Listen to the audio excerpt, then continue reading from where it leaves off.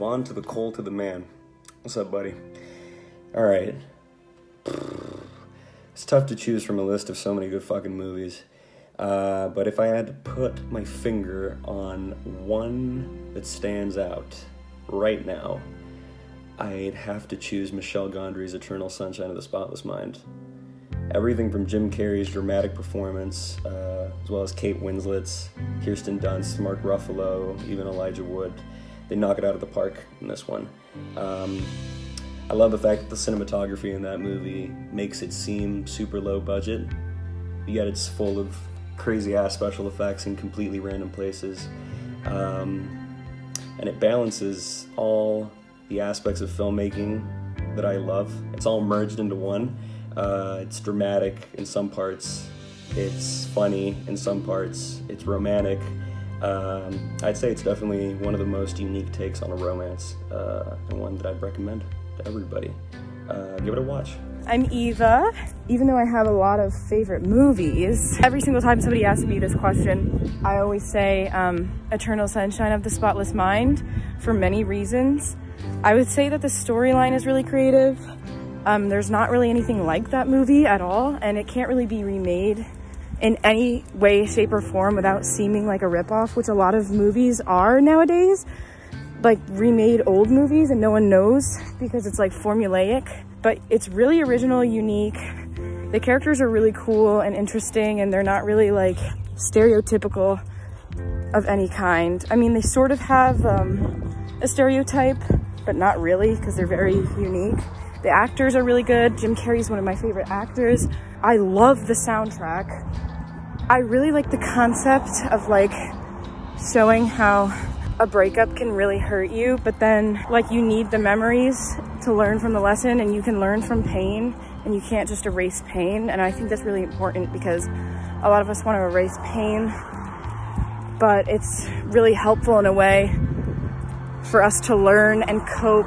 Well, for us to learn about like what is important and everything.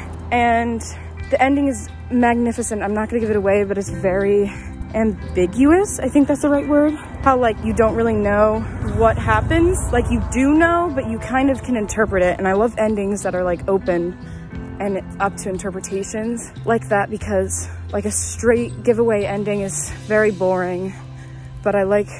I like it a lot. It was a very interesting movie, and the aesthetics of it were beautiful. Yeah, I completely forgot to say this when I was recording, but I think it's worth noting. One of the things that still amazes me the most about the film is the fact that it has such a complicated plot, but it's one of the easiest films to follow. And by the end of it, you can look at it from... It's not set up to be ambiguous, but you can look at it from two sides of the story. You could look at it from a negative, more negative side, or an extremely positive side. And it's weird. I don't know. You gotta watch it. Just check it out. Hey, it's Andrew Sullivan. My favorite movie would have to be The Graduate. I liked it because I love the running themes, the performances by Dustin Hoffman and Anne Bancroft are astounding. Other than that, I just loved the script. There was nothing wrong with it. I couldn't think of anything else. Hello, my name is Paul. I'm Vaughn's cousin, and my favorite movie is The Help. My favorite thing about my favorite movie is the way that it kind of feels like it could be a based on a true story movie, and it's not.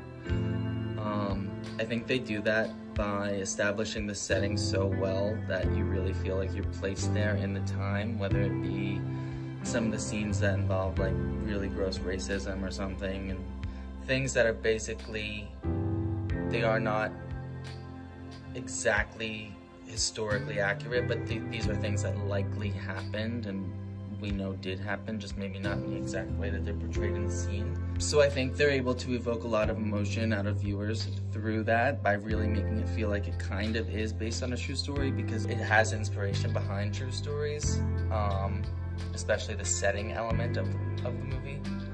But it just makes you feel good.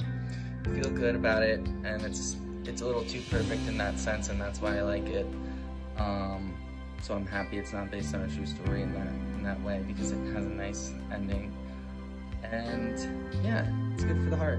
My favorite movie is Pineapple Express because it's easily one of the most influential comedies of the, aughts with,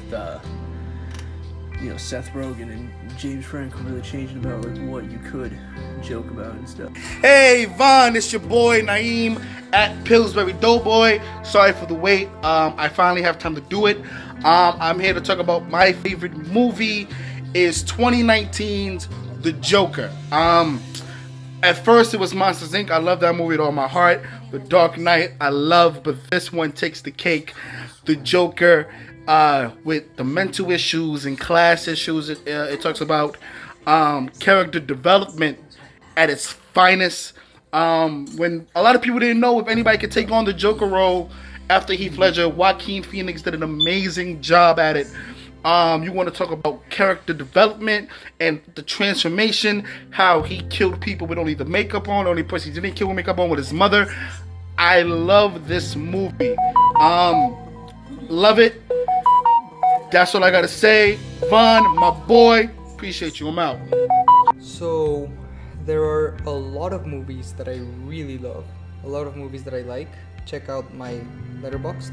But if I had to choose one, and I'm sort of cheating here, but I would choose The Lord of the Rings. I couldn't find the Blu-ray. Two Towers GameCube game, equally as epic. So yeah, The Lord of the Rings, it's incredible. Do yourself a favor, watch them. They're just, words cannot describe them. Incredible music, incredible action, incredible characters, amazing story, incredibly cohesive, so immersive, and it's my go-to movie, my go-to film franchise.